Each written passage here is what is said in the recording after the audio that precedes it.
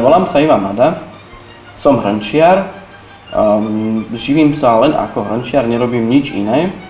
K remeslu som sa dostal cez moju staršiu dcéru. Prihlásila sa na keramický krúžok a spýtala sa ma, ako sa vyrábajú hrnčeky. No a ja som sa to naučil a postupne sa mi z koníčka stalo zamestnanie, kde som minulý rok opustil svoje trvalé zamestnanie a trvalo sa venujem len práci s hlinou ako hrnčiarstvu.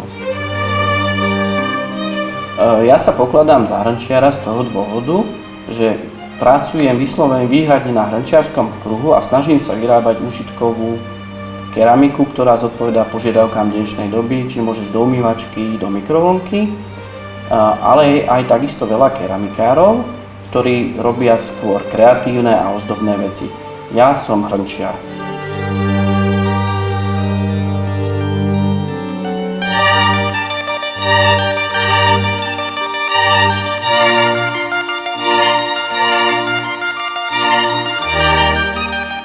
Vyučiť sa v hrnčiarstve a vlastne keramikárstve si myslím, že má budúcnosť jednoducho, že to má budúcnosť ako každé jedno remeslo.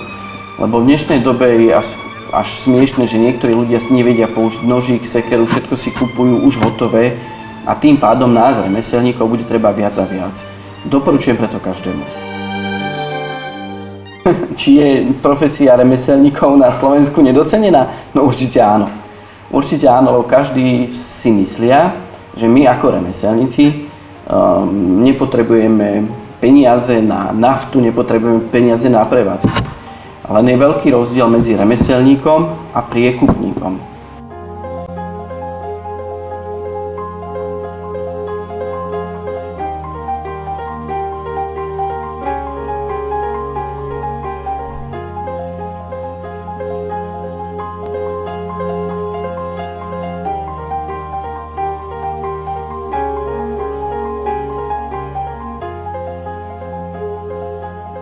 Hovorí sa, že remeslo má zlaté dno, ale k tomu zlatému dnu vedie určite strašne dlhá cesta. Sám zo svojich skúseností môžem povedať, že keď človek robí to, čo ho baví a robí to na 100%, ten výsledok sa určite dostaví.